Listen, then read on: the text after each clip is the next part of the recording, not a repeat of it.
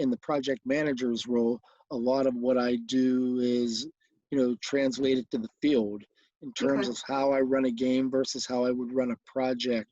I mean, everything requires advance notice, advanced communication, uh, often communication between my clients and I. So, that all sort of helps prepare me for what goes on the weekends, on the gridiron, and managing a crew of 9 others when you count our replay team. And, you've got coaches, as you're well aware, who have done great things in our sports that, you've got to, sort of manage, the potential for conflict with coaches who have been around for a long time, coaches who are a little newer, a little greener. So all of that I get, professionally, in project management. So, but we're more on the customer service side of things. So, that's always good to have when, dealing with personalities. You meet so many and you're in the course of your professional career that it really does help you, in the, sports side of it, because if you can deal with people professionally, you can deal with them when they're angry, you can deal with players who are, very emotional. And, we're there ultimately just to make sure games are played within the four corners of, the rules. And when we're, in that position, it helps to have a background in which we can rely upon, where we don't have to totally be a Clark Kent going into a quote unquote phone booth. I don't know how young, the youngest people who will see this are, they may not know what a phone booth is, but, it's always better if, our officiating personas are an extension of what we do off the field. It always makes things easier because, like I said, you don't have to, carry a suit of armor. You don't have to, change personas to go from, oh, I'm the mild-mannered, librarian to the, the guy who, runs, the game with an iron fist on weekends. So, there's got to be a good balance in both what you do off the field, court, whatever the case might be, onto it. Yeah, no, I absolutely agree. And some of the things based on my research are based on communication, focus, pressure, game knowledge, stress, motivation, confidence, dealing with coaches, players, your crew. And you brought a good point up, and something that, I was going to talk to you about a little bit later. But so, you're working with a crew. You get into a situation and not everybody is on the same page as far as mentally, game knowledge. How do you manage that? What things do you do to manage that? And what recommendations could you give to other officials to help manage that part of the game? Well, I think that's a very good question. And, football, just gives me the opportunity to, cast a wide net. And that I mentioned I work with 9 others, but the good thing is we get to work, together for a season. So that may be, let's say over the course of 14 weeks, or maybe some bye weeks here and there, but we're always going to be in communication, like we've been in communication since April when I found out, who my crewmates were. So what you've got to understand is, like any team, you're going to have, various members with differing levels of talent, differing levels of commitment, differing levels of, responsibility. I'll give you an example. If you have a rookie on your crew, he's going to wield less responsibility than you would expect from your 20-year veteran on the crew. And so based on the, different backgrounds, professional backgrounds, of everyone on my crew, you sort of want to see where, people fall in. And so I won't have a great idea because I'm new to the conference. And I'll talk about that in a second, about some of the hurdles that I've had, to overcome, in the quote unquote COVID age, where I've now missed an opportunity to, build rapport in person at a June outing. Our July in-person clinic that we would have ordinarily in Chicago, has been made virtual. So I won't have that in-person opportunity. And based on the way things are currently going, it's unlikely that we're going to have an opportunity for any type of a preseason whereby we would get together at a training camp. So I'm losing, major opportunities to build face time and rapport, which is a very big part of mental fitness because it all comes down to one word, and that's trust. You can't adequately, trust somebody if you haven't had the opportunity to look, him or her in the eyes and sort of, get that first read you would get when you size someone up head to toe and, sort of, build an impression on what this person is about. And while, all the Zooms are nice to be able to, get that, we're dealing with people in 10 different elements when they're at home, whether their office, some in a car pulled over, to make these Zoom calls. I mean, it's amazing. So, just based on where everybody is also in their career development and with their personal goals, it's also going to be easier to notice that some people may not have the common goal of uh, you know, uh, let's say, I don't want to say common goal, but may not have a goal of like the 20-year veteran in the Big Ten. He has come to a realization that the Big Ten is as far as he'll go, and he won't work on Sundays at the National Football League level, whereby you may have some people who, have that as a goal for down the road in their careers. So I think it's all about managing expectations of a team, of a unit.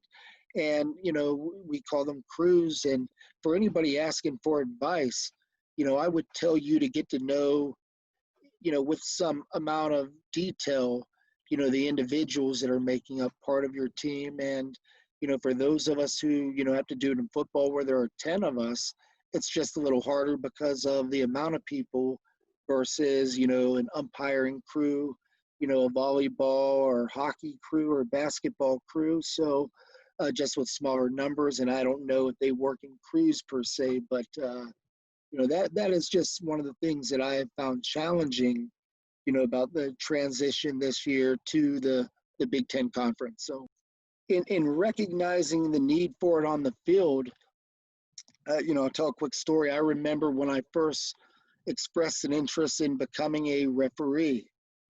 Being a referee, a white hat, as we would call it, is, something that, you see on TV, you think, okay, as you move up, oh man, this is glamour. I remember looking at guys like Johnny Greer in the NFL, and guys like, Mike Carey, as guys who were inspirational. And of course, there were, guys you see like Ed Hockley, who, an attorney, but just gifted with a silver tongue and could just eloquently explain some of the most complex situations. So around the time where, referees were being allowed to show personality is when I fell in love with the position, although I wasn't one at the time. But I was a fan of, I was a business management major, communication intensive. So I was a fan of how well, a referee could articulate a situation and then convey it in terms that Joe the plumber, who spends his hard-earned money for a ticket, can understand after having several beers and a tailgate party. So, I've always been impressed by, those guys who were able to adequately, announce the situation. And so for a long, long time, I thought that being a referee was all about looking good, sounding good, when in reality, you've got to be able to, be a leader. And so when I first became a referee at the age of, uh, when I became a crew chief in the Big 12, I want to say I was 30 years old. Life experience might give you, those other opportunities, but I hadn't had a lot of that yet. I was still unmarried at the time. Would get engaged later that year, or was already engaged, but didn't have a lot of corporate experience at a high level in leadership, throughout my 20s. So here you are, in charge of, in some cases, men twice your age with twice your experience or more. And how do you lead a man who for so long have been used to doing things a certain way?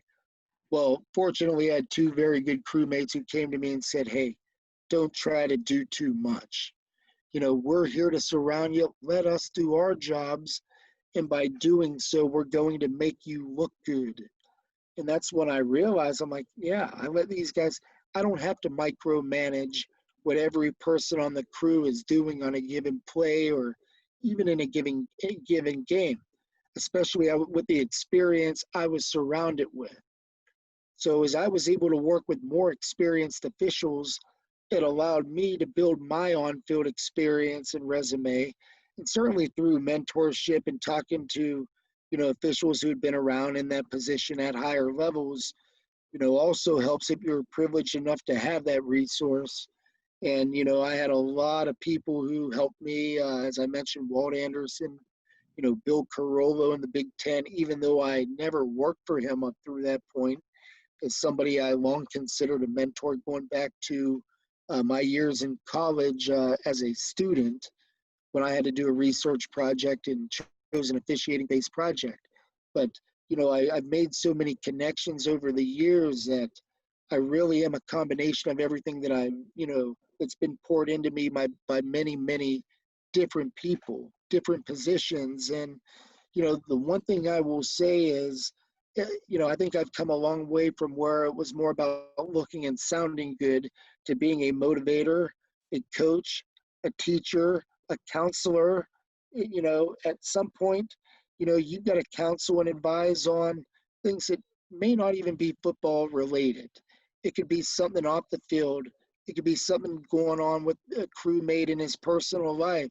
But more importantly, you've got to be a good listener also. And that's something I've been working, to, improve, steadily over the years. So, and then you've got to be a combination of all of that, to be that good crew chief who can ultimately recognize these things on the field as they're happening and hopefully take course corrective action when and where needed. I absolutely love your approach and totally agree with you that, without a plethora of mentors, experiences, being able to be humble and having an open mind, you could not be successful. You have to be those things. So I want to talk to me a little bit about potentially how your approach helps manage players, your interaction with coaches, how that whole dynamic works based on your approach. Well, I think that's another great question because for the majority of my career, I've had something that a lot of guys and gals just didn't have. And what it was, it's going away, sadly, each year that I'm in it, and it was called youth. So being an 18-year-old official as I got started really helped me because in some cases I was officiating players that I had played against early in my career. And certainly when I look now at all the youth level games that I've worked over the course of 22 years, well, guess what? A lot of those kids that were 5, 6, 7, and 8 when I first saw them on the field are now, the dads who are coaching, now. So one of the things that I had on my side was youth and the ability to relate because I was more closer to being that on-field age than I am I say the typical old guy that I would see when I was coming up, in officiating. There were no women, in the area where I came up, unfortunately, in football at that point. But we've done better in my area now where there are, a lot more women who are, in the evocation. But growing up, you know, there was like a certain model of an official, and it wasn't very diverse, which we know is so important in what we do now. And so my idea of officials as a player was only what I saw, and what actually got me into officiating. If I could just take a moment and digress on my origin story, was a series of bad calls over the course of my career, particularly one as a senior in high school that cost us an opportunity at the playoffs. So I could have been one of those people who, complained for years and years and years over the officiating. But I got into it out of a genuine interest of wanting to be better than what we had at the local level when I was coming up. And so that is what legitimately steered me into officiating, just wanting to be better. and make a difference, than what I had. And then now, you get to a point where, you're, as I mentioned, a sum of all the parts. And now you're just at a point where, you've got so many experiences. So I don't, and now to get back to the question here, originally, that's a problem when you digress, you know, um, and just help steer me back along the lines there, Karen, where we were with this one. I So, love so telling these words. yeah, so I asked you like how your approach and it affected the dynamic and why you were successful between like the coaches and players, how your actual approach to the game. Yes, and so also by being, a little more younger, so the players, I could, talk to them in their language. I was still understanding and still am of the culture, of young athletes. And coaches saw me as a change from the norm. Like I said, there was a stereotypical type official, in my area, and I was a break from that norm. And I was somebody who wanted to, I love engaging people no matter what. And so I actively enjoyed engaging them on the field. And, again, I was able to communicate, hey, this is what's going on.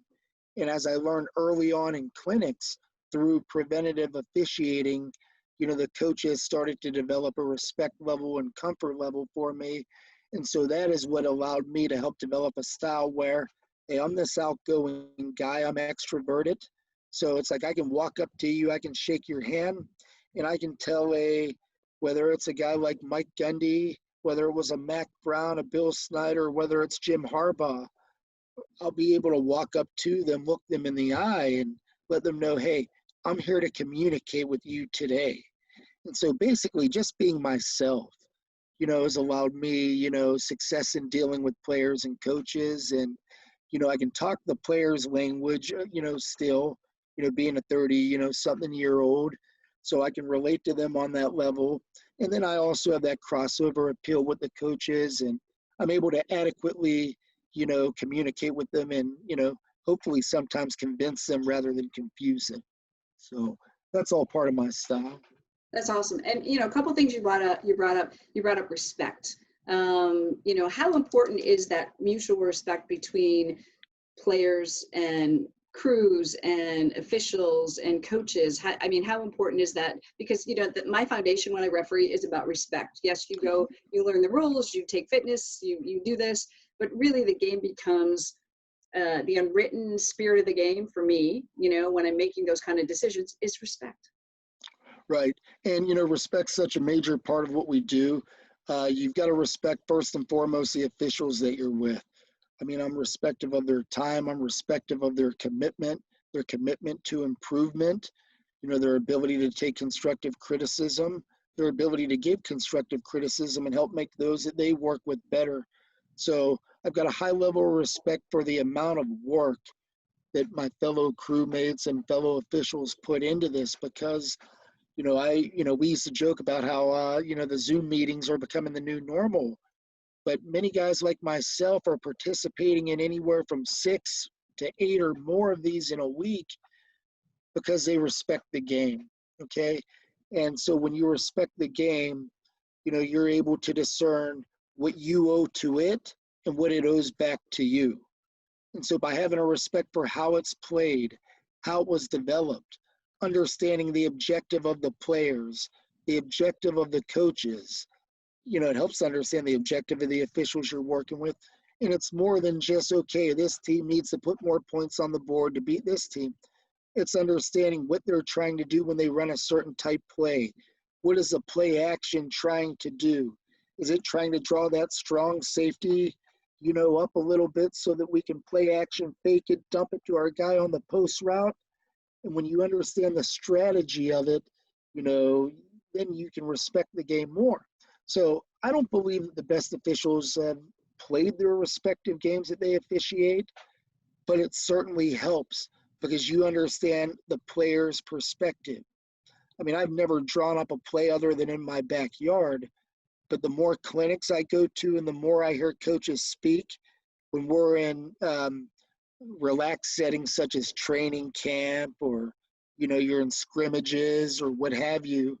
It's a relaxed setting to understand their objective. What are the X's and Y's that they're putting in? So you've got to respect what the coaches are doing, respect their decisions or indecisions affect their ability to make a living. Because at our level, that is what they do to pay their mortgage and to provide for their families. So you've got to respect it from that perspective that, hey, this is what this man does to provide for his family. First and foremost, people ultimately may always say, well, these are just games, but ultimately it's somebody's career. He's responsible for a staff who has to pay and provide for their families. So when you understand all the moving parts that are part of your sport, that respect factor is just more than knowing the rules or doing your 10-question weekly quiz. It's more about understanding the effort that the coaches are putting in. I mean, coaches are showing up before the sun is up and leaving after it's down. We as officials have the luxury, to get on a, plane. We know when it's leaving. We know when we're leaving to come home. We know what our boundaries of time for the weekend we're in town. For coaches, you got to also respect the time they're putting in. I mean, they look at us as necessary evils and, someone who is putting in a weekend while, hey, this is what they're doing to provide for their family, and the higher the level, the easier it is to provide, when you're making, $7 million a year versus, the Division III coach who also might be the PE teacher, who, is making a mere fraction of that 7 million, so, you respect what it is that they put into it. And most importantly, you respect the commitment that the players are putting into it. I mean, they are practicing 4 or 5 days a week to be the very best that they can. It's their execution that is going to decide wins and losses, not necessarily all the plays being called by the coach or the calls being made by us officials on the field, but it's their actions and their efforts that are going to determine win and loss. And if we're able to respect what they've got on the line, how it is the most important thing going on for them on a weekly basis, then I think we as officials are able to garner that overall respect factor for the game. And when you have respect for the game that you're officiating, it helps to make you a more complete official because you understand all perspectives of the participants. Yeah, no, absolutely. And, I understand that, especially at the collegiate level, there is a system in place where you are getting assessed, you're getting looked at all the time, you're getting evaluated, even ranked in some of those conferences based on, what games you should be doing and what games you shouldn't be doing. So, a lot of the preparing comes off the field. So, it's not just, we're talking about mental fitness, but it's not just mental fitness, it's physical fitness as well. So can you talk to me a little bit about, maybe how the mental side of your game or your mental fitness and your physical fitness, how they complement each other, maybe what you do to prepare to make the two work together? Yes, I mean, in order to be, mentally fit, I feel that mental fitness and physical fitness go hand in hand. And that's not to say, that's not to disparage anybody who isn't physically fit, saying that they cannot be mentally fit. But I believe that, being physically fit is a good part of my personal mental fitness, because if you're in shape and that, especially coming from a conference like the Big 12, where we were averaging about 200 plays in a game. So you had to go. There wasn't a whole lot of huddling. So you didn't have a chance to get back there, stand around and decompress. Get back to the A, B, C, D, E of my pre-snap checklist, which, in a huddle league like the Big Ten Conference, I'm really looking forward to being able to be more mentally fit in the area of my pre-snap routine. Now, here's where they go hand in hand. If you're late in the fourth quarter of a game where, it's very competitive, let's call it a tie game, and now you're physically fatigued because, you've done a lot of running up to this point. Maybe you've done 7 miles. Maybe you've gotten, over that 10,000 step threshold, that our watches are so apt to remind us of nowadays. And we do wear those on the field, by the way. But if you're physically fatigued, and this was something that Walt Anderson trained us on as well. If you're physically fatigued, then your mental acuity is not going to be where it is to make the best judgment you can make at the time. And when we talk about controlling the things that we can control, that is a moniker that we hear so often in officiating. I'm sure you heard it in soccer as much as I've heard it in football, basketball, baseball, is, there are certain elements that are within your control. You can't control whether a supervisor or coordinator likes you. You can't control your level of assignments. You can't always control who your partners are going to be or your crewmates. But one thing you can control is your ability to still adequately, more than adequately, be able-bodied to get up and down the field in the fourth quarter when, the marbles, when they're going playing for all the marbles. And if you're mentally and physically fit at the same time, you're still going to be able to render the same good judgment that you did after that opening kickoff. And so if you're mentally fit and you're able to tell yourself one play at a time, and you're able to get through one play at a time, okay, on to the next one, on to the next one. Oftentimes, if they ever put a steady camera on me in ISO, people would ask me, who are you talking to? What are you saying out there? Because I find myself in the heat of the game to stay mentally fit. I find myself, who better to talk to than yourself? Sometimes you might have those crewmates, but I might need to remind myself of certain things on certain plays. Okay, here's a third down play. It's third and long. Here are the sticks. Are they going to run a play toward the sideline? Or most definitely it's going to be a pass play. Let me take a look at the right tackle to make sure he's not cheating a little bit on his formation. If his first steps back, I know that it's passed right away, and that might enable me ahead of the action in a particular play, might give me clues on where I need to be looking at a certain point in time. And if you're mentally fatigued, you might start looking for shortcuts, or you might skip through items on that checklist, and before you know it, you're erring on the field or the court. And when you're making mistakes on the field or on the court, it's usually because of bad mechanics or bad philosophy. And certainly when you take into consideration, the mental acuity to be, mentally fit to make the best possible calls, physical fitness plays very large into that. I'm not saying everybody's got to go out and run the Boston Marathon every year, but at some point, you've got to just understand that as a football official, we know that based on your position, you're going to run anywhere from 6, some people 10 miles per game. Okay? So, and you're going to be on your feet for 3.5 to 4 hours sometimes. So knowing what's ahead of you can help you be physically prepared. But it's like I tell the guys on my crew, you've got to officiate the play in your mind before you can officiate it on the field. And it's no different than being physically fit. If you're physically fit, it has nothing to do with how much weight you can lift in a weight room. Well, that's all part of looking good and, having good personal strength. You've got to have that, stamina and endurance to be on your feet, to have good, breathing control, when you're, coming down the final stretch. And I make these analogies as I was a former track athlete in college. And so I oftentimes look at the various quarters as if I were running a race, and the quarter mile one time around was my particular race, 400 meters. And there was a time where, like the first quarter, I call it the first 100 meters, you're settling in.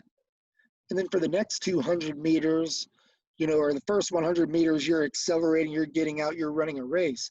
For the second 200 meters, now you're all about maintaining that's where your strategy is coming in. And then when you get to that final turn, that final 100 meters or the fourth quarter, now is where you really have to be able to have that little bit of extra. Otherwise, you're going to get left in someone's dust.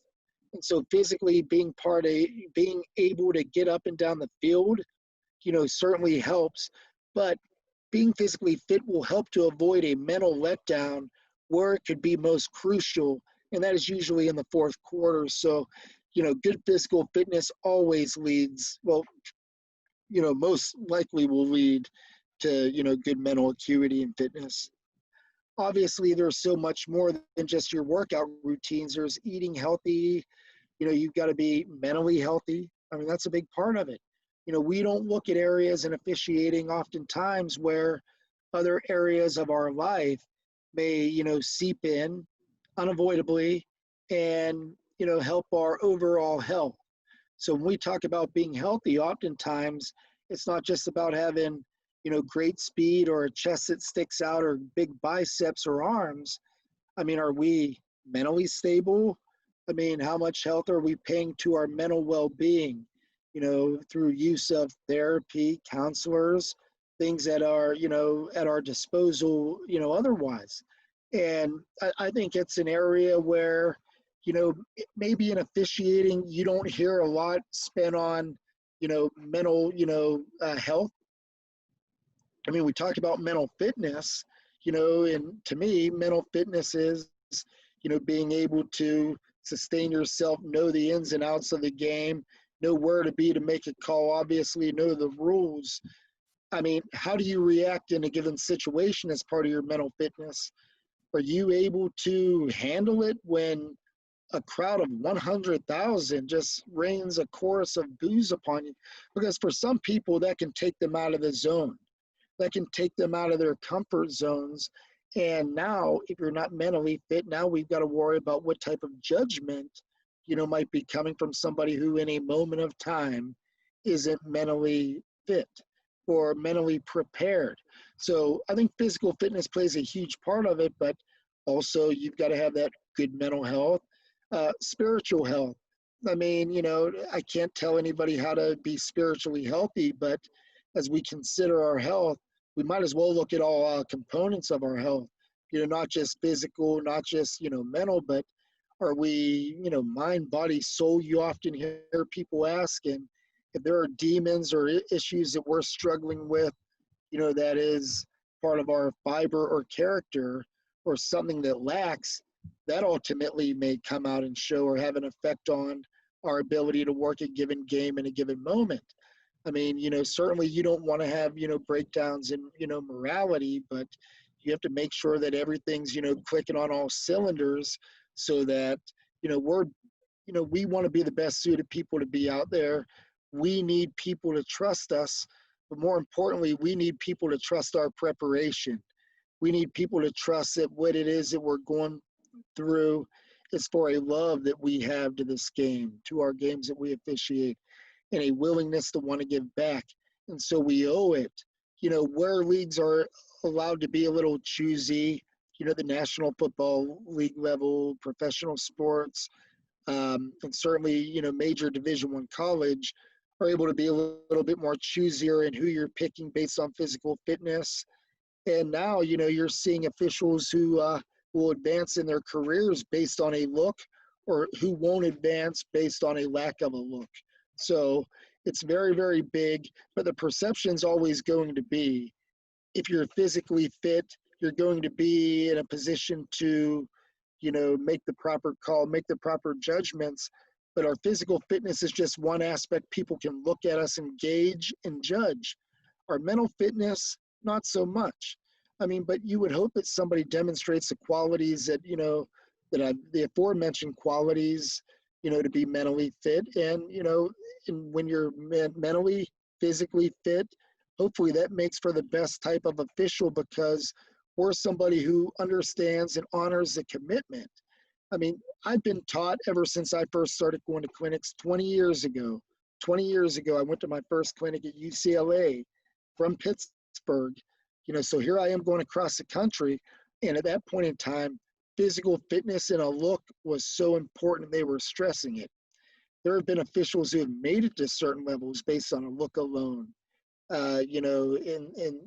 Ultimately we're, sums of all of our parts. So a physical look might be one component of someone, but it will definitely help you to be more physically fit because the perception of everything else, your mental fitness, you're somebody who goes and cares to develop your body and work out and take care of yourself.